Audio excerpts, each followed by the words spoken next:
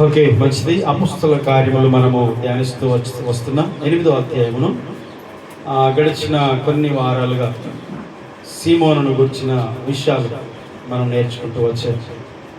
అయితే చివరిగా 24వ వచనంతో మనము సీమోను గురించిన ప్రస్తావన ముగించుకున్నాం. అయితే ఇక అందులో నుండి ఇంకా కొన్ని విషయాలు మనము లోతుగా కొన్ని విషయాలు ధ్యానం చేయాలి. ఎందుకనంటే మన దైనందిన జీవితంలో, మన ఆత్మీయ జీవితంలో, భక్తి జీవితంలో, మన విశ్వాస జీవితంలో, మరి ప్రభువును నమ్ముకొని ప్రభువులో కొనసాగుతున్న బిడ్డలుగా మరి లోకంలో మనం కొన్ని మెలకువలు కలిగి ఉండకపోతే అపవాది ఎలా మనల్ని మోసం చేస్తాడు. ఎంత గొప్ప సేవకులనైనా విశ్వాసులనైనా అపవాది అనగా సాతాను మోసపరచడం మనం పరిశుద్ధ గ్రంథంలో చూస్తాం చాలా సందర్భాలు. ఆది నుండి కూడా అవ్వను, ఆదాము, అక్కడ నుండి అనేక మంది భక్తులు, సంసోన్ లాంటి వారు కానీ, దావీదు లాంటి వారు కానీ, చాలామంది భక్తుల జీవితాలు చూస్తాం పాత నిబంధనలో, కొత్త నిబంధనలో. అలాగే గొప్ప సేవకులతో ఉన్నటువంటి శిష్యులను కూడా, పరిచారకులను కూడా, ఉదాహరణకు ఎలీషాతో ఉన్న గెహాజీ, యేసు ప్రభుతో ఉన్న యూదాను, ఫిలిప్పు అనే సేవకునితో ఉన్నటువంటి సీమోను, పౌలుతో ఉన్న దేమా, ఇంకా కొంతమంది ఉన్నారు, చాలామంది ఉన్నారు. మేజర్గా కొన్ని పేర్లు మనం జ్ఞాపకం చేసుకున్నాం. అంటే ఈ విషయాలు మనం జ్ఞాపకం చేసుకున్నప్పుడు ఇవి మనకు కొన్ని జ్ఞానోదయం కావడానికి, లేకపోతే వారి జీవితాల నుంచి కొన్ని పాఠాలు నేర్చుకున్నప్పుడు వాటి నుండి మనం బయటపడడానికి, అంటే సులువుగా చిక్కుల పెట్టు పాపములు అని అనుకోవచ్చు. వాటిని మనం కొన్నిసార్లు గ్రహించకపోతే మనం ఆ బంధనాల్లో ఉండిపోతాం. ఇంకా సీమోను గురించి చెప్పబడిన మాట కూడా అది. అక్కడ నుండే ప్రారంభం చేద్దాం. ఒకసారి 23వ వచనం, అపోస్తలుల కార్యం 8:23. నీవు ఘోర దుష్టత్వములోను దుర్నీతి బంధకములోను ఉన్నట్లు నాకు కనబడుచున్నదని చెప్పాను. ఒక్కసారి గమనించండి, ఫిలిప్పుతో గారడి సీమోను ఉన్నాడు. అయితే ఎన్ని రోజులైందో, ఎన్ని నెలలైందో అప్పటికి బాప్తిసం తీసుకున్నాడు, పరిచర్యలో ఉంటున్నాడు. గమనిస్తున్నారా? బాప్తిసం తీసుకున్నాడు, వినాలి, పరిచర్యలో ఉంటున్నాడు. బాప్తిసం తీసుకొని ఎప్పుడో నెలకో సంవత్సరానికో ప్రార్థనకు వచ్చేవాడు కాదు. ఫిలిప్పును ఎడబాయకుండా ఉండి అని వ్రాయబడింది. ఫిలిప్పును ఎడబాయకుండా ఉండి 13వ వచనం ఉంటుంది. అప్పుడు సీమోను కూడా నమ్మి బాప్తిస్మం పొంది ఫిలిప్పును ఎడబాయకుండి. చూసారా? నమ్మకం బాగానే ఉంది. బాప్తిసం పొందడం కూడా బాగా. ఫిలిప్పును ఎడవాయకుండా ఉండి అంటే సేవకులతో ఉంటున్నాడు, కానీ ఆల్రెడీ బంధకాల్లో ఉన్నాడు అన్నమాట. ఇది సీమోను జీవితం మనకు ఒకవైపు హెచ్చరికగా మనం తీసుకోవాలన్నమాట. అంటే ఇలాంటి ప్రాబ్లమ్స్లో మనం కూడా చిక్కుకుంటాం. అలాంటి బంధకాలు ఫిలిప్పును ఎడవాయకుండా ఉన్న సీమోనును కూడా, ఫిలిప్పుతో ఉన్న సీమోన్ను కూడా బంధకాల్లో బంధించాయంటే ఇది పెద్ద ఆశ్చర్యం ఏమీ కాదు. అందుకనే పాత నిబంధనలో, కొత్త నిబంధనలో చాలామంది భక్తులు తప్పిపోవడానికి చాలా కారణాలు ఉన్నాయన్నమాట. కాబట్టి ఈ బంధకం ఏంటి అనంటే సులువుగా చిక్కులు పెట్టు పాపం. సులువుగా చిక్కులు పెట్టు పాపం అంటే అది పాపం అన్న విషయం కూడా మనకు తెలియదు, ఇది తప్పు అన్న విషయం కూడా మనకు అర్థం కాదు. అదే అన్నమాట సులువుగా చిక్కులు పెట్టడం అంటే మనకు తెలియకుండానే ఆ చిక్కులలో, ఆ బంధకాల్లో మనల్ని బంధిస్తూ ఉంటాడు అపవాది, మనల్ని అందులో పెడతాడు. అది తెలియదు, అది అర్థం కాదు. వాక్యంతో మన జీవితాన్ని సరిచూసుకుంటున్నప్పుడు ఓహో ఇది మనం సరైన జీవితం, సరైనటువంటి విధానం కాదు, అంటే ఇదొక బంధకమే, ఇదొక సులువుగా చిక్కులో పెట్టిన పాపమే అనేది మనకు అర్థమవుతుంది. కాబట్టి జీవితము పూర్తిగా అది దేవునికి వ్యతిరేకమైన జీవితంగా మారక ముందే వాటిని మనం గ్రహించాలి. ఉదాహరణకు ఇస్కరియోతు యూదా గురించి తాను చేస్తున్న చిన్న చిన్న చిన్న చిన్న పొరపాట్లు అవి సులువుగా చిక్కులు పెట్టే పాపం అని, అది ఒకరోజు తనను తానే సూసైడ్ చేసుకునే విధంగా తనను అంత స్థాయికి తీసుకెళ్తుందని తనకు అర్థం కాలేదు. అంటే చిన్నదే, చిన్న చిన్న పొరపాట్లే, కానీ వాటిని మనము ఈజీగా తీసుకుంటే అవి చాలా పెద్ద ప్రాబ్లం అవుతుంది. అంటే ఆత్మీయ జీవితానికి, ముఖ్యంగా దేవుని నుండి మనల్ని పతనం చేయడానికి అవి చాలా ప్రాబ్లంగా మారుతాయి. చివరికి యూదా జీవితం ఏమైంది? వాక్యములు చదివాం, మొన్న మనం చూసాం కదా, గుడ్ ఫ్రైడే రోజు ప్యాషన్ ఆఫ్ ద క్రైస్ట్లో చూపించారు కదా. లాస్ట్కి ఏమైపోయింది? చెట్టుకు వేసుకొని చనిపోయాడు. అంటే ఎవరు చేశారు ఆ స్థితి? కారణం ఎవరు అని అంటే తానే. అంటే అపవాదికి చోటు ఇవ్వడం ద్వారా అపవాది అంత పెద్ద ప్రాబ్లం తీసుకొస్తాడు సాతానికి చోటిస్తే. అందుకనే మనము ఈ బంధకాల గురించి కొంచెం విషయాలు తెలుసుకోవాలి. ఎఫెసీ పత్రిక 4:27 వచనం ఒకసారి చదువుతారా? ఎఫెసీయులకు రాసిన పత్రిక 4:27. అపవాదికి చోటియకుడి, దొంగిలవాడు ఇక మీదట దొంగిలక అకరగలవానికి పంచిపెట్టడానికి వీలు కలిగి నిమిత్తము తన చేతులతో మంచి పని చేయొచ్చు కష్టపడవలను. ఇక అపవాదికి అన్నక్కడ పుట్టినోట్లు ఏముంటది అంటే సాతానుకు అని ఉంటుంది అనమాట. ఓకేనా? అపవాదికి చోటు ఇవ్వకుడి. సరే, ఇక్కడ సందర్భం ఏంటంటే అక్కడ ఉన్నటువంటి సంఘములో కొంతమందిని గురించి చెప్తున్నాడు. వాళ్ళు చేసినటువంటి పొరపాట్లు కానీ, కొన్ని దొంగతనం చేయడం సంఘంలో ఉన్న, అంటే అక్కడ ఉన్నటువంటి ప్రజల్లో కొంతమంది కష్టపడకుండా దొంగతనం చేయడం, అక్కడ ఉన్నటువంటి సందర్భాన్ని ఉద్దేశించి చెప్తున్నాడు. కానీ మొత్తానికి అది మనుషుల దృష్టికి మంచిగా అనిపించినా కొన్నిసార్లు అది సాతాను ద్వారా ప్రేరేపించబడి చేసే పొరపాట్లు అయితే మనుషుల దృష్టికి అది పెద్ద తప్పేం కాదు సార్, అదేం పెద్ద, అది కూడా తప్పేనా అని అనిపిస్తుంది. కానీ దేవుని దృష్టిలో అది చాలా పెద్ద తప్పుగా పరిగణించబడుతుంది. సాతానుకి తెలుసు మనుషులకి ఇది పెద్ద తప్పు అనిపించదు కాబట్టి దాన్నే బేస్ చేసుకుంది, అంటే దాన్నే తీసుకుంటాడు అనమాట సాతాను. దాన్నే తీసుకొని దాని ద్వారా దేవునికి విరోధమైనటువంటి పాపమును చేపిస్తూ ఉంటాడు. కాబట్టి అది కూడా అపవాదికి చోటిచ్చినట్టే అనేది ఇక్కడ సందర్భం. ఇదేంటి అనేది దీని గురించి మనం ధ్యానం చేద్దాం. ముఖ్యంగా దొంగతనం, దొంగిలవాడు ఇక మీదట దొంగిలక అక్కరగలవానికి పంచిపెట్టు వీలు కలిగిన నిమిత్తం తన చేతులతో మంచి పని చేయొచ్చు కష్టపడవలను. అక్కడ ఉన్నటువంటి పరిస్థితులను బట్టి హెచ్చరించాడు. కానీ ఆ దొంగతనం అనేది కూడా కష్టపడకుండా, ఏ పని చేయకుండా దొంగతనం చేయడం అనేది కూడా తప్పే. అది సాతానికి చోటిచ్చినట్టే అనేది ఇక్కడ పౌలు ఎఫెసులో ఉన్న సంఘానికి, అక్కడ ఉన్న కొంతమంది, అందరు కాదు కొంతమందికి ఆ హెచ్చరిక ఇచ్చాడు. ఇక్కడ ఈరోజు మనం నేర్చుకునేది ఏంటంటే సాతానుకు చోటు ఇవ్వకుడి. ఇక్కడ ఒక సందర్భమే కానీ సాతానుకు చోటు ఇచ్చే సందర్భాలు చాలా ఉంటాయి.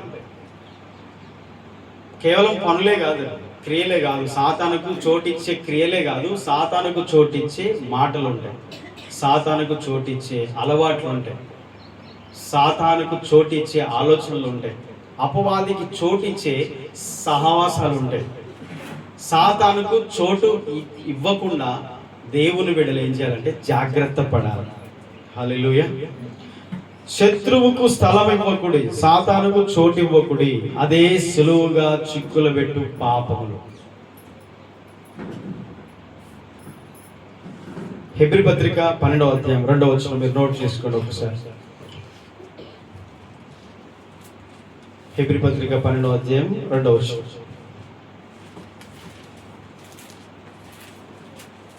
సులువుగా చిక్కులు పెట్టు పాపం అంటే త్వరగా మనల్ని పట్టుకునే పాపం.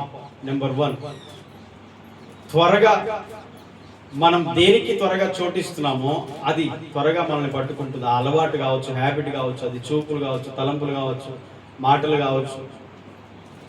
కొన్ని అలవాట్లు ఎలాగుంటాయంటే అది తప్పు అనిపించదు, ఇది చూడకూడదు అంటే అదే చూస్తూనే ఉంటాం, ఈ మాటలు మాట్లాడకూడదు అంటే అవే మాట్లాడుతూనే ఉంటాం. అంటే కొన్ని అలవాటు అయిపోయినాయి మన దైనందిన జీవితంలో, కొన్ని అలవాటుగా మారిపోతాయి. కానీ అలవాటైన కొన్ని పాపాలు ఉంటాయి, ఆ పాపములే సులువుగా చిక్కులు పెట్టే పాపాలు. అంటే అవి పెద్ద తప్పు అనిపించదు. ఏముందిలే, చూస్తే ఏముంది, సినిమా చూస్తే ఏముంది, సీరియల్ చూస్తే ఏముంది. వాటిని చూడడం వల్ల నీ ఆత్మీయ జీవితానికి ఉపయోగం ఉందా? నీ ఆత్మకు ఏమైనా ప్రయోజనం ఉందా? నీ ఆత్మ దేవునిలో ఏమైనా బలపడుతుందా? నీ ఆత్మకు క్షేమం ఉందా అంటే లేదు. కేవలం మనసు ఉల్లాసం అవుతుంది, అంతే, టైంపాస్ అవుతుంది. అది అలవాటే, కానీ అది పెద్ద తప్పు అనిపిస్తుందా? బయట వాళ్ళ లోకంలో కూడా ఇవి కూడా తప్పేనా అంటారు. అది పెద్ద తప్పు అనిపించదు సమాజంలో, కానీ వాక్యానుసారంగా మనం చూస్తే అవి తప్పే. అలవాటైన పాపములు కూడా తప్పే, అలవాటుగా చేసే పాపం. ఇక కొన్ని అవి ఎలాగ తీసుకెళ్తాయి అంటే బయటికి రావడం కష్టం అయ్యే పరిస్థితి అయిపోతుంది. ఇక బయటికి రాలేదు. చిన్న పాపం పెద్ద పాపం అని మనం పేరు పెడతాం, కానీ పాపం పాపమే. పాపం ఏదైనా పాపమే. అది ఎక్కడికి వెళ్తుంది? చిన్న పొరపాట్లు, చిన్న అలవాట్లే, కానీ ఆ పాపములో బంధించబడితే అవి అలవాటైన పాపంగా మారుతుంది. అలవాటైన పాపము ఇక బయటికి రావడానికి కష్టం అవుతుంది. అలా ఎన్నో కుటుంబాలు కూడా నాశనమైన పరిస్థితి. అది జారత్వం కావచ్చు, వ్యభిచారం కావచ్చు, త్రాగుడు కావచ్చు. అలవాటైన పాపం టైం కాగానే అంతే, ఆ టైంకి వెళ్ళిపోతుంది. ఆ తాగి ఏమవుతుంది? భౌతికపరమైన జీవితం నాశనం అవుతుంది. దాంతో పాటు ఒక విశ్వాస అయితే మాత్రం ఇక తన ఆత్మీయ జీవితం సర్వనాశనం, అంటే నిత్య నాశనానికి నడిపించబడుతుంది. అంటే ఒక అలవాటైన పాపము, అది సులువుగా చిక్కులు పెట్టే పాపం, ఆ పాప బంధకాల నుంచి బయటికి రావడానికి అవకాశం ఉందా లేదా? సీమోన్ అన్నాడు, పేతురు అంటున్నాడు, ఇదిగో నీవు ఘోరమైన దుష్టత్వంలో అనగా దుర్నీతి బంధకాల్లో ఉన్నట్టు నాకు కనబడుచున్నది అని సీమోను హెచ్చరించాడు. అయితే అవకాశం ఉంది. పశ్చాత్తాపడము, మారుమనసు పొందుము, ప్రభుని వేడుకొనుము, నీ హృదయ ఆలోచన క్షమింపబడవచ్చు. అంటే క్షమాపణ ఉందా? యెహోవా యొద్ద కృప దొరుకును, ఆయన యొద్ద సంపూర్ణ విమోచన దొరుకును. ఇశ్రాయేలు యెహోవా మీద ఆశ పెట్టుకొను, ఆయన యొద్ద కృప దొరుకుతుంది. ఎప్పుడైనా దేవుని తట్టు తిరిగితే అప్పుడు దేవుని కృప దొరుకుతుంది. మనిషి ఏమవుతాడంటే కఠినంగా ఉండిపోతాడు, అలాగే మొండిగా ఉండిపోతాడు, తగ్గించుకోడు, పశ్చాత్తాపడు, మారుమనసు పొందడానికి ఇష్టపడు, తాను చేసింది తప్పే అని ఒప్పుకోవడానికి కూడా ఇష్టపడ్డాడు. కొన్నిసార్లు దేవుడు మాట్లాడతాడు, తెలిసిపోతుంది, దేవుడు నాతో మాట్లాడాడు ఈరోజు, ఇది తప్పే అనేది నాకు తెలిసిపోయినా దాని గురించి పశ్చాత్తాపడి దేవుని తట్టు తిరగకపోతే ఇక క్షమాపణ లేదు. చిన్న పాపమైనా పెద్ద పాపమైనా, అది అలవాటైన పాపమైనా, బంధకాల్లో బంధించిన పాపమైనా, ఎలాంటి బంధకమైనా దేవుని వద్దకు తిరిగితే ఆ మనిషి ఆ పాపాలు విడిచిపెడితే పశ్చాత్తాపడితే దేవుని క్షమాపణ ఉంది. హల్లెలూయా. పిల్లలు మీరు ముందు కూర్చొని, చాలా పెద్దలు కూర్చొని.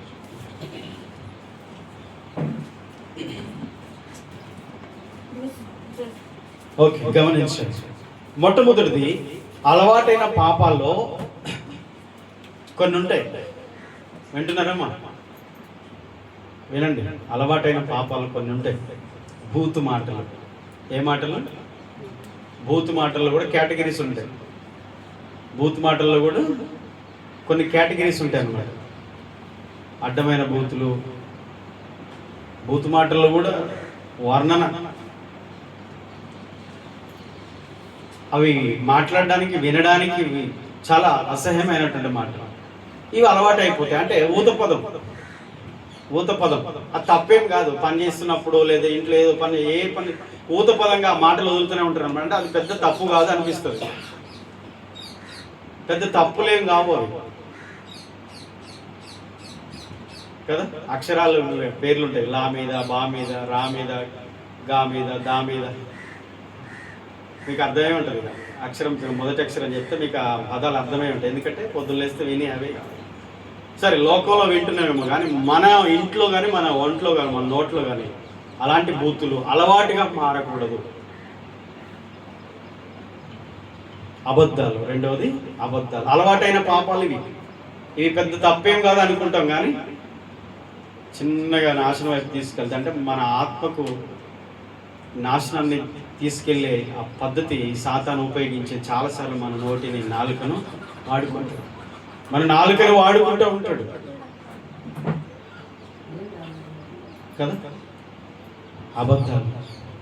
అబద్ధాల్లో ఇంకొక కేటగిరీస్ కూడా ఉంటాయి అన్నమాట. పూర్తిగా ప్రజల్ని మోసం చేసే అబద్ధాలు ఉంటాయి. జీవితమే అబద్ధ జీవితం. ఆ జీవితం అంతా అబద్ధంతోనే నిండి ఉంటుంది. ఆపదలో అబద్ధం ఆడతారు కొన్నిసార్లు, కానీ అపవాది సంబంధులు అయితే జీవితం అంతా అబద్ధాలు ఆడతారు. సాతాను ఆత్మతో నిండిన వాడు జీవితమంతా అబద్ధాలు ఆడతాడు. ఆపదలో కొన్నిసార్లు అబద్ధాలు ఆడేది కొన్ని సందర్భాలు చూస్తాం. కానీ ఇంకొక కేటగిరీ ఏంటంటే బ్రతికే అబద్ధం. అబద్ధాలతో నిండిన బ్రతుకు అయిపోతే అది నిత్య నాశనానికి వెళ్ళిపోతుంది. ఇది తెలుసా? సాతాను పెట్టిన బంధకం ఇది. అబద్ధాలు తప్పు కాదు, ఎన్ని అబద్ధాలైనా ఆడొచ్చు. ఇప్పుడు సడన్గా మిస్టేక్లో చేసే అబద్ధాలు వేరు. అయ్యో నేను అబద్ధం చెప్పాను, అక్కడ పొరపడ్డది, ఇంకోసారి చెప్పొద్దని బాధపడతాం. మిస్టేక్లో అనేది వేరు. కానీ జీవితమే అబద్ధంతో నిండి ఉంటే మాత్రం అది సాతాను బంధకమని గుర్తించండి. సీమోను, నీవు దుర్నీతి బంధకాలు ఉన్నట్టు నాకు కనబడుతున్నది అన్నాడు దైవజనుడు. దైవ సేవకుడు ఏమంటున్నాడు? సీమోను, నువ్వు ఫిలిప్పుతోనే ఉన్నావు, సేవకునితోనే ఉన్నావు, యేసుప్రభుని నమ్ముకున్నావు, బాప్తిజం తీసుకున్నావు, పరిచర్యలో ఉన్నావు, సేవలో ఉన్నావు, కానీ బంధకాల్లో ఉన్నావు. అది ఏ బంధకం తెలుసా? దుర్నీతి బంధకం. దుర్నీతి అనేది సాతాను సంబంధమైనది. దుర్నీతి అనగా అది పాపపు నీతి, పాప సంబంధమైనది. చేదైన పైత్యం అంటారు దాన్ని. పోయిన వారం చెప్పాను, మీకు గుర్తుందా? ఎవరి 12:5 15 అనుకుంటున్నాను. అంటే దుర్నీతి అనేది చేదైన పైత్యం. అది ఒక వేరు. ఆ చిన్న వేరు, చేదైన వేరు, అది మొలకెత్తి జీవితాన్ని అంతటిని కూడా చేదుగా చేస్తుంది అనమాట. అంటే ఆ వేరు ఒకటి చేదైన వేరు అటు చెట్టుకుంటే ఆ యొక్క చెట్టు మొత్తం చేదు ఫలాలతో నిండిపోతుంది. ఆ ఫలాలన్నీ చేదు ఫలాలే. వింటున్నారా? మనకు అర్థం కాదు. ఇది ఏం కాదులే, ఏం కాదు, పెద్ద తప్పేం కాదు అనుకుంటారేమో. జాగ్రత్త, నాశనం వైపు వెళ్తుంది లోకం. పాపముతో, అబద్ధాలతో, మోసంతో, అన్యాయంతో, దుర్నీతితో, చేదైనటువంటి పైత్యంతో నిండి ఉంది సమాజం. ప్రతి మనిషి జీవితంలో ఇవన్నీ నిండి ఉంటాయి.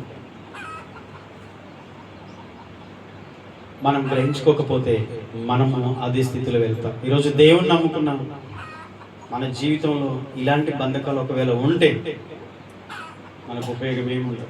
చివరికి మన ముగింపు కూడా నాశనం వైపు వెళ్ళిపోతుంది. అంటే సులువుగా చిక్కులు పెట్టు పాపములు, ఇవి మనం గుర్తించాలి. 2 అబద్ధాలు. 3 కోపం. కోపములో రకాలు ఉంటాయి. కోపముడు కానీ పాపము చేయకూడదు. అంటే కోపం అనేది అది ఆ ఆత్మ సంబంధమైనది, లేకపోతే దైవ సంబంధమైనది. కొన్నిసార్లు తప్పును ఖండించడానికి, సరిచేయడానికి కోప్పడాలి. యేసుప్రభు వారు కూడా కొరడా పట్టుకున్నాడు, కోప్పడ్డాడు. ఎప్పుడు? మందిరాన్ని పాడు చేస్తున్నాడు. పవిత్రమైన దేవాలయమును దొంగల గుహగా మార్చారు. మీరు వ్యాపారపు ఇల్లుగా మార్చారు. వ్యాపారం చేస్తున్నారు మీరు మందిరంలో. ఇది దేవుని ఆలయం, ఇది అన్ని జనులకు ప్రార్థన మందిరం, పరిశుద్ధమైనదిగా ఉండాలి. దీన్ని మీరు వ్యాపారపు ఇల్లుగా మార్చారని కోప్పడ్డాడు. అలాంటి విషయాల్లో కోప్పడవచ్చు. కానీ శరీర కార్యాలలో కోపం అనేది ఒకటి ఉంటుంది. ఆ కోపం అనేది ప్రతి దానికి కోపం వస్తూ ఉంటుంది. ప్రతి దానికి కోపం. జీవితం అంతా కోపంతో ఇది ఒక సాధారణ బంధకం. ఇది అలవాటైన పాపమే.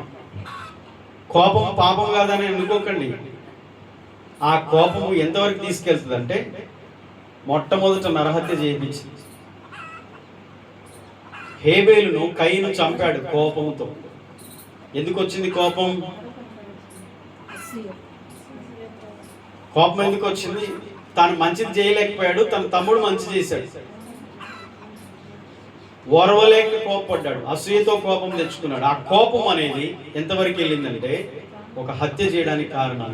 ఈరోజు జరిగే నష్టాలన్నిటికీ కారణం వెనకాల కోపం. ఆ కోపాన్ని పెంచుకొని తన సహోదరుని కయీను హత్య చేశాడు. మరి ప్రతి చిన్నదానికి కోపం. ఆ కోపం వలన చాలాసార్లు నోరు కంట్రోల్ తప్పుతుంది. కోపం వచ్చినప్పుడు ఏమవుతుంది?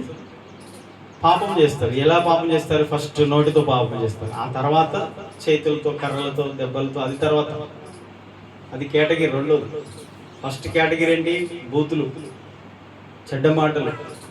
ఆ కోపము రావడానికి కారణాలు సరైనవా లేవా చూసుకోవాలి. అది సరైనది అయితే ఆ కోపడడం వల్ల అర్థం ఉంటుంది, దాని ద్వారా అవతలని మేలు జరుగుతుంది. కానీ ఆ కోపము సరైనది కాకపోతే పాపం జరుగుతుంది. చాలా మందికి తప్పు అనిపించదు కదా కోపం. పొద్దులేస్తే కోపాల ఇంట్లో, ఆ కోపంలో తిట్లు, మాటలు. నీ జీవితం ఏమవుతుంది? పరిశుద్ధంగా ఉంటుందా? ప్రార్థన చేసే నోటితోటి కోపం వచ్చి, కోపంలో బూతులు వచ్చి, కోపంలో గొడవలు వచ్చి, కోపంలో పంచాయతీలు. దేవుని నమ్ముకున్న జీవితం ఆ కోపం ద్వారా ఎంతవరకు వెళ్తుంది? ఆ చిన్న కోపం పాప బంధకం కాదా? సులువుగా చిక్కులు పెట్టే పాపం కాదా? అది తప్ప అనిపిస్తలేదా? తప్ప అనిపించలేదా? అది పెద్ద పాపం. కోపం పడుడి కానీ పాపము చేయకుడి. అంటే పాపం చేసే అవకాశం కూడా ఉంటుంది. కోపం వచ్చినప్పుడు కంట్రోల్ తగ్గిపోతాం. కాబట్టి ఆ బంధకం నుంచి కూడా బయటికి రావాలి. అబద్ధాలు లేస్తే అబద్ధాలతో జీవితం, ఆ అబద్ధాల జీవితం నాశనం, నరకంలోకి వెళ్తుంది. దేవుడు అన్నాడు, అబద్ధములాడు నాలుకలు కోసేస్తానన్నాడు. ఏం కోయట్లేగా, మంచిగా ఉందిగా అనుకోవచ్చు, కానీ ఫైనల్లో ఉంటుంది దానికి. కాబట్టి అవకాశం ఉంది. అబద్ధాలు మానుకోవాలి, చెడ్డ మాటలు, బూతు మాటలు మానుకోవాలి, కోపం మానుకోవాలి. 4వది లోభం. లోభం అంటే అధిక ఆశ. లోకం మీద, డబ్బు మీద అధిక ఆశ ఉండొద్దు. ఆశ ఉండాలి కానీ దురాశగా మారొద్దు. అది నిన్ను నాశనం నడిపిస్తుంది. అది పాప బంధకమే. చాలా మంది తెలియదు.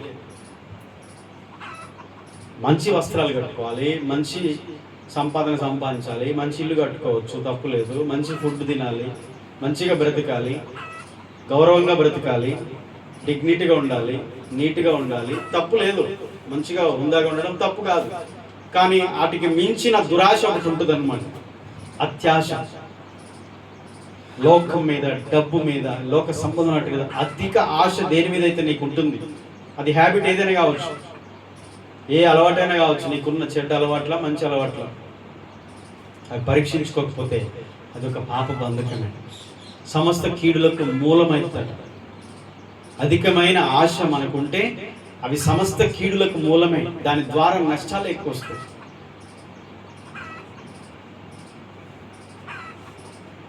అది మనం అర్థం చేసుకోవాలి. లోకంతో పోల్చుకుంటే ఏమవుతుందంటే లోకం లాగానే మనం ఆలోచిస్తూ వెళ్తూ ఉంటాం. లోకం లాగానే వాళ్ళు చూడు, వాళ్ళు చూడు, వాళ్ళు చూడు, వాళ్ళు చూడు, వాళ్ళు చూడు. పొద్దు లేస్తే వాళ్ళని వీళ్ళని చూసి నీ జీవితం ఏమవుతుందో అర్థం కాదు. వాళ్ళనిగా చూడాల్సింది, లోకాన్నిగా చూడాల్సింది. ప్రతి దినము దేవుని వైపు చూస్తూ నీకు దేవుడు ఇచ్చినటువంటి మార్గంలో ఒక ఆశా నిగ్రహంతో ముందుకు వెళ్తే మంచిది. ఆ పాప బంధకం అనేది ఎలాగంటే మనలో ఒక దురాశను పెంచుతూ ఉంటుంది. అది గమనించుకుంటే అర్థమైపోద్ది, నాలో ఆశ ఉందా, దురాశ ఉందా. దురాశ ఉంటే మాత్రం అది ఒక పాప బంధకంలోనూ ఉన్నట్టే అనేది మనం గ్రహించుకుంటే సరిపోతుంది. దాని నుంచి బయటపడే అవకాశం ఇప్పుడుంది, కానీ తర్వాత అవకాశం ఉండదు. తర్వాత చెడ్డ ఆలోచనలు కూడా ఉంటాయి. ఇవి బయటికి కనబడవు. ఆలోచనలు అన్నీ చెడ్డవే, ఒక్క మంచి ఆలోచన రాదు. తలంచిన తలంపుల్లో, ఆలోచనలన్నింటిలో చెడు ఆలోచనలు ఉన్నాయా, మంచి ఆలోచనలు ఉన్నాయా, అవి పరీక్షించుకోకపోతే అవి పాప బంధకాలే. ఇవన్నీ ఎక్కడి నుంచి నేర్చుకుంటున్నాం? అపోస్తలుల 8:23 సీమోనుతో అన్నాడు పేతురు, నీవు దుర్నీతి బంధకాల్లో ఉన్నావు. బంధకం. ఈ బంధకాలన్నీ కూడా బంధించేవాడు సాతాను, విప్పేవాడు దేవుడు. ఆదివారం మనం ఆదివారం నేర్చుకున్నాం, గాడిద పిల్ల కట్లు విప్పి తోలుకొని రండి. కట్లు విప్పేవాడే దేవుడు. విప్పి దానికి స్వతంత్రత ఇస్తాడు. ఈరోజు ఎంతో మంది కట్టబడిన స్థితిలోనే ఉన్నారు. ఇలాంటి కట్లే ఈ బంధకాల్లో ఉన్నారు చాలా మంది. ఇంకా దేవుని నమ్ముకున్నా కానీ ఏం మారలే, మార్పు లేదు. ఎందుకు లేదు చెప్తున్నాను. బాప్తిసం తీసుకున్నాడు, దేవుని నమ్ముకున్నాడు, ఫిలిప్పుతో ఉన్నాడు, ఆయన బంధకాల్లోనే ఉన్నాడు. ఎవరు? గారెడి సింహం. ఈలాగా ఎంతో మంది జీవితాలు ఉన్నాయి. పైకి మాత్రమే మార్పు పొంది హృదయంలో ఇంకా ఈ బంధకాలు ఉంటాయి. అబద్ధాలతో జీవితం, బూతు మాటలతో జీవితం, కోపంతో జీవితం, చెడ్డ ఆలోచనలతో జీవితం, దురాశలతో జీవితం, బంధించబడిన స్థితిలో చాలా మంది ఉన్నారు. ఆ బంధకాల నుంచి బయటికి రావాలి. అప్పుడే నిత్య జీవం, పరలోకం మనకు స్వతంత్రించుకుంటాం. ఇంకా పాపంలోండి పరలోకం కావాలి, పరిశుద్ధత కావాలి, దేవుడు కావాలంటే దేవుడు రాడు. పాపలమని వినడంట ఆయన. పాపంలోంచి బయటికి రావడానికి మనం ఆశ పడితే, దేవుని అడిగితే దేవుడు సహాయం చేస్తాడు. నేను ఇంతే ఉంటా, ఎన్నన్నా చెప్పుకో, ఎన్ని ప్రసంగాలన్నా నేను విన్నా, నా జీవితంలో మాత్రం ఈ బంధకాల్లో ఉంటా అంటే ఇది అలవాటైన పాపం. ఏం చేస్తాం? మరి అలవాటు పడిపోయినట్టు. అలవాటైన పాపము అది పోదండి. చింత తెచ్చిన పులుపు ముసలితనమైన అది పోదు. ఇప్పటికీ అలాంటి పరిస్థితుల్లో ఎన్నో కుటుంబాలు నాశనం వెళ్ళిపోతాయి. పెద్ద పెద్ద పాపాలు కూడా ఉన్నాయి. నిజంగా చెప్పండి, వ్యభిచారం, త్రాగుడు, చాలా పాపాలు, చాలా లిస్ట్, చాలా విద్యలు ఉంటాయి. కొన్ని అలవాటైన పాప, చెడు చేయడం, ఎదుటి వారికి కీడు చేయడం, ఆ చెడుతనం నేర్చుకుని చెడ్డ అలవాట్లో ఉండిపోతారు కొంత. ఆ బంధకాల నుంచి బయటికి రావాలి అన్నది దేవుడిచ్చే పిలుపు. అందుకనే మత్తయి 11:28లో ప్రయాసపడి భారం మోసుకొనుచున్న సమస్త జనులారా మీరు నా యొద్దకు రండి, నేను మీకు విశ్రాంతిని కలగజేస్తాను. ఎవ్వరూ ఇయ్యలేదు ఆ మాట, ఆ వాగ్దానం ఎవరు చేయలేదు, ఎవరు కూడా దాని నుంచి విడిపించలేరు, యేసు తప్ప. కాబట్టి ఈరోజు దేవుని నమ్ముకున్న బిడ్డల జీవితాల్లో ఇంక ఇలాంటి బంధకాలు ఉన్నట్టు అనిపిస్తే, చిన్నదే కావచ్చు, ఏమి లేవు కానీ నాకు చిన్న కోపం ఉంది, అది నీ పాప బంధకమే. నీ జీవితం అంతా కోపంతో నిండి అది పాపంలోనికి వెళ్తుంది. కొన్నిసార్లు నీ జీవితం అంతా అబద్ధాలతో నిండి ఆ అబద్ధాలతో జీవితం చివరికి ముగింపు నాశనానికి వెళ్తుంది. చెడ్డ ఆలోచనలు, ఎప్పుడు చెడు తలంపులు, చెడ్డ చూపులు. ఆ తలంపు ఆలోచన అనేది ఎక్కడ పుట్టింది? ఇక్కడ సీమోను జీవితంలో మీరు గమనిస్తే, వారు చేతులు ఉంచగానే పరిశుద్ధాత్ముడు వచ్చాడు కదా. పేతురు యోహానులు వచ్చి చేతులు ఉంచగానే అక్కడ ఉన్న సమరయ వారి మీద ఆ విశ్వాసులు పరిశుద్ధాత్మను పొందుకోగానే చూపు, ఆ చూపులో చూడండి, ఆ దురుద్దేశంతో చూసిన చూపు ఏం చేసింది? నాకు కావాలి, అధికారం కావాలి, నాకు అది కావాలి. చూడడానికి రమ్యంగా ఉంటుంది, అవ్వమ్మ కూడా చూసింది. చూడు అని చూపిస్తాడు సాతాను. ఆ చూపులోనే జీవితం దేవుని నుండి తప్పిపోయే ప్రమాదం. ఆ చూపులో, ఆలోచనలు, తలంపుల్లో దురాశ పుడుతుంది. ఆ దురాశల వల్ల మనిషి జీవితం తప్పిపోతుంది. వీటిని మనం బ్యాలెన్స్ చేయకపోతే మనం వాటి నుంచి, దేవుని నుంచి దూరం అయిపోయే అవకాశం ఉంటుంది. కాబట్టి మనం జాగ్రత్త పడాలి. చివరి చెప్పి ముగిస్తాను, దొంగతనం కదా. ఎఫెసీ 4:20 అదే చెప్తున్నాడు. అక్కడ ఎఫెసీ సంఘంలో జరుగుతున్న ఆ విషయాలు అవన్నీ పౌలు హెచ్చరిస్తున్నాడు. అపవాదికి చోటు ఇవ్వకుడి అంటే దొంగతనం చేస్తున్నాడు, దొంగిలించడం. ఆ దొంగిలించడం వెనకాల ఎవరుంటారు? సాతాను హస్తం ఉంటుంది. బైబిల్లో మనం యేసు ప్రభుతో ఉన్నవాడే పెద్ద దొంగ అయిపోయాడు. ఎవరు ఈ దొంగ కదా? ఇస్కరియోతు. అయితే ఎలా స్టార్ట్ అయిందంటారు? అది చిన్నప్పుడే, చిన్నగా ₹1 దొంగతనం చేశాడు, ఏం కాలేదు. ₹10 దొంగతనం చేసి ఏం కాలేదు. ₹100 దొంగతనం చేసి ఏం కాలేదు. ఇప్పుడు 1000, అవకాశం వస్తే 10,000. సరే, మనం చూస్తూనే ఉన్నాం దొంగతనం. నిన్న సూర్యాపేట కూడా 28వ వార్డులో ఒక ముస్లామను కొంతమంది భయపడతారు, చంపి ఆమె దగ్గర ఉన్న బంగారం అన్ని బయట పడుకుంటే మొత్తం దొంగిలించేస్తారు. మళ్ళీ ఆమెను చంపేస్తారు. ఎందుకు అలా దొంగతనం చేయడం? కష్టపడితే డబ్బు సంపాదించవచ్చు, ఇంకేదో మార్గాలు ఉన్నాయి కదా. ఒక మనిషిని దొంగతనంతో పాటు హత్య కూడా చేయడం. దొంగతనం రెండో పాపం, హత్య. ఇదే జరుగుతుంది. ఇదేమో కొత్త అంటే కొత్త ఏం కాదు. దేవుని నమ్ముకున్నోడే అపొస్తలుడు ఒకడై ఉండి కూడా, శిష్యుడై ఉండి కూడా, పరిచయంలో ఉండి కూడా దొంగగా ఉన్నాడంటే పెద్ద గొప్ప. తప్పిపోవడం పెద్ద గొప్ప ఏం కాదు. ఈజీగా తప్పిపోతారు విశ్వాసులు. అది ఎక్కడి నుంచి వస్తుంది? ఆ ప్రేరేపణ ఎవరిస్తారు? దేవుడా? దయ్యం నుండి వస్తారు. కాబట్టి అదే సంఘంలో కూడా అదే ప్రాబ్లం ఉంది. కాబట్టి జాగ్రత్త పడండి. ఈ దొంగతనం అనేది ఆధ్యాత్మిక విధానంలో కూడా మనం ఆలోచిస్తే దేవుని దగ్గర కూడా దొంగలు ఉంటారు. మేము ఏం దొంగతనం చేయం, మేము ఏదైనా నిజాయితీగానే తెచ్చుకుంటామని మనం అనుకోవచ్చు. ఓకే, ఎవరింట్లో మనమేం దొంగతనం చేయ, కానీ దేవుని ఇంట్లో మాత్రం దొంగలుగా ఉన్నాం. నేను చెప్తున్నాను, అది బైబిల్లో చెప్తుంది. ఒకసారి ఆ రిఫరెన్స్ చదవండి, మలాకి 3:8.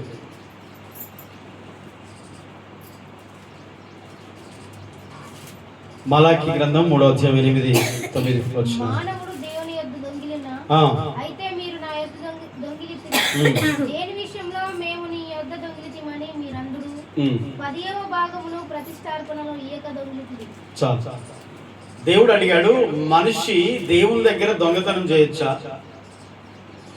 ఇప్పుడు గుళ్ళల్లో అక్కడక్కడ తాళాలు పగలగొట్టి హుండీలో ఉన్న డబ్బులు ఎత్తుకెళ్తున్నారని మనం కొన్ని న్యూస్ వింటున్నాం, దేవాలయాల్లో కూడా.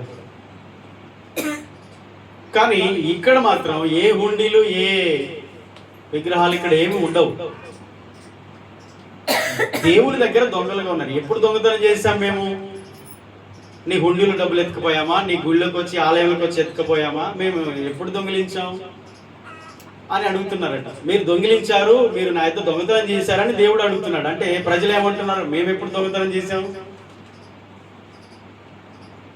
మేము ఎప్పుడు గుళ్ళోకి వచ్చి ఆలయానికి వచ్చి దేవాలయానికి వచ్చి మేము గుళ్ళో నుంచి డబ్బులు ఏం తీసుకోపోలేదు కదా, అందులో వేయబడినది ఏం దొంగతనం చేయలేదు కదా అని వీరంటే, దేవుడు మరలా సమాధానం చెప్తున్నాడు ప్రవక్త ద్వారా, మీరు నా మందిరములో ఉండాల్సిన దాన్ని ఉండనివ్వకుండా, తేవాల్సిన దాన్ని తేకుండా, అంటే నాకు చెందిన దాన్ని మీరు ఖతం చేశారు, అంటే దొంగతనం చేసినట్టు అని అర్థం. ఇప్పుడు దేవుని బిడ్డలు దొంగతనం చేయట్లేదని మనం అనుకుంటాం. మేము ఎక్కడ దొంగతనం చేయట్లేదు, ఎప్పుడో మానేసాం. ఏదో పని పోయినప్పుడు ఆ చేలో అదో ఇదో పట్టుకొచ్చేది, అవే ఎత్తుకొచ్చేది. కానీ దేవుని నమ్ముకున్నాక అవి కూడా మానేసాం. మానేసారా?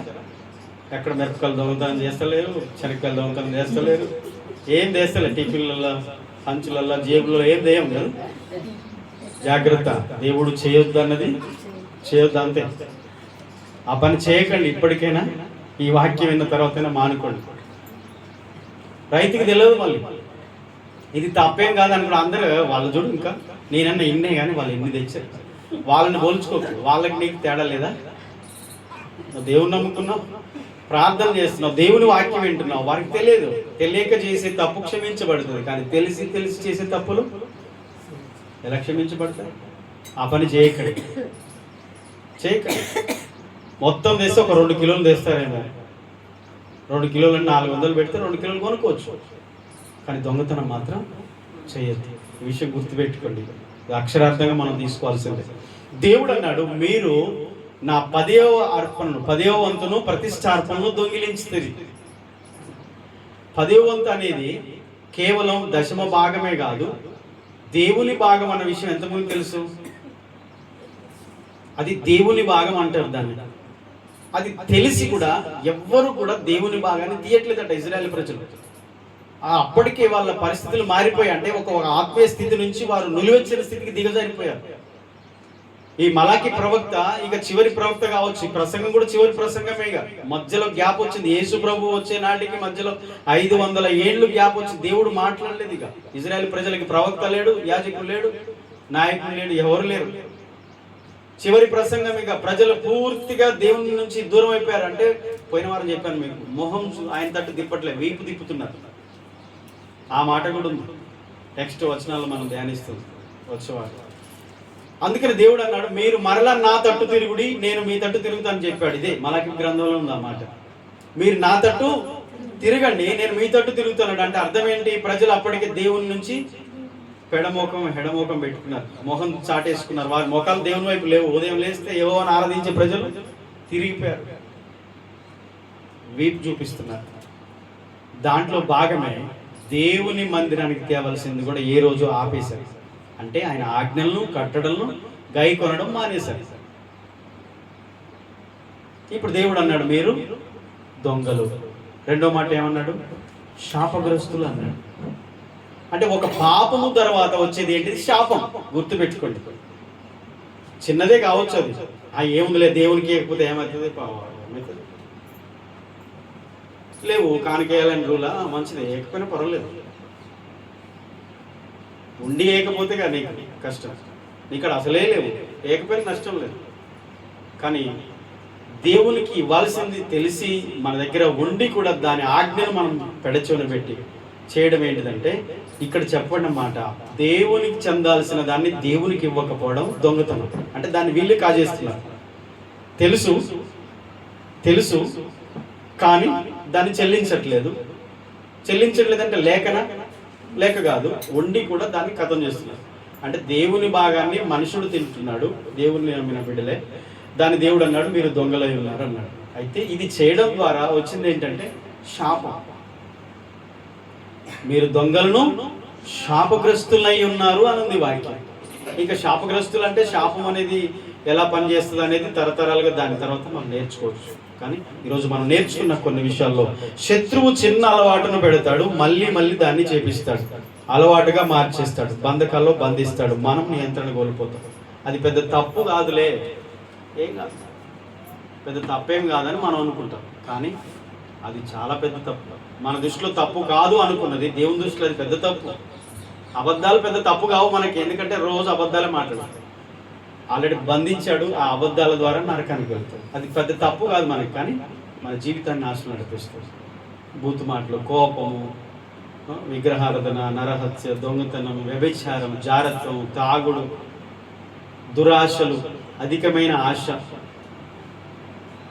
ఆ పిచ్చి ఉండొద్దు దయచేసి. లోకాశల మీద పిచ్చి ఎక్కువ ఉండిపోతే చివరికి మన ఆరోగ్యం కూడా క్షీణించిపోతుంది. కానీ ఆ దురాశ మాత్రం మనల్ని పీడిస్తూ ఉంటుంది.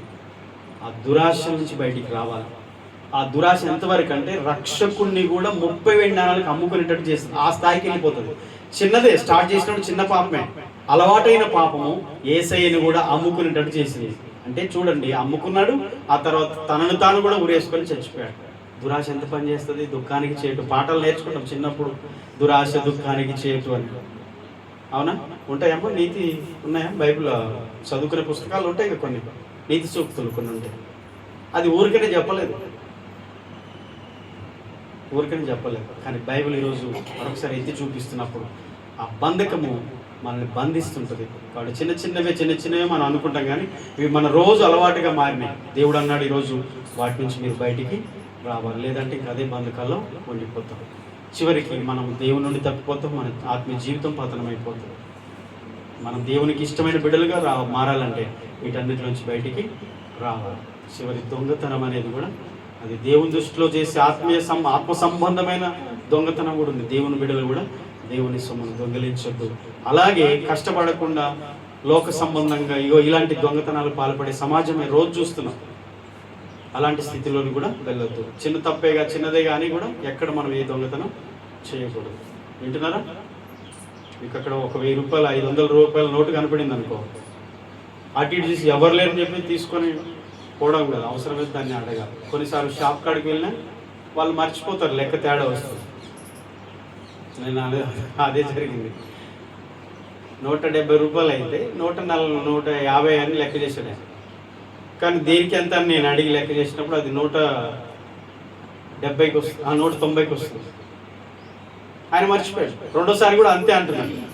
మరొకసారి లెక్క చెప్పి నేనే ఇంక 20 రూపాయలు మీరు తక్కువ చెప్పారని చెప్పి ఇచ్చి రావడం జరిగింది. అంటే కొన్నిసార్లు మన నిజాయితీని కూడా దేవుడు పరీక్షిస్తాడు. దేవుని బిడ్డలు ఇక దొరికిందిరా ఛాన్స్ అనుకొని అవతల పడడం కాదు, మర్చిపోయినా పోయి ఇచ్చిరండి, అది మంచిది. అదే అంతేనా? దోపిడీదారితనం ఎవరిది? మనది కాదు, అది సాతాను.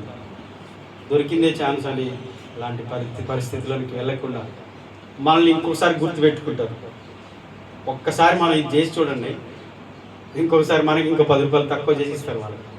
ఒక్కసారి మన నమ్మకత్వం, నిజాయితీ ఇవి కాపాడుకుంటే అవి మనల్ని ఎప్పుడు కాపాడుతూ ఉంటాయి. ఓకే, ఇవన్నీ కూడా దేవుని లక్షణాలు. ఆమేన్. ప్రార్థన చేసుకుందాం, కళ్ళు మూసుకుని తల ఉంచుదాం. ప్రభువా, కొన్ని అలవాటైన పాపాలు, సులువుగా చిక్కులు పెట్టే పాపాలు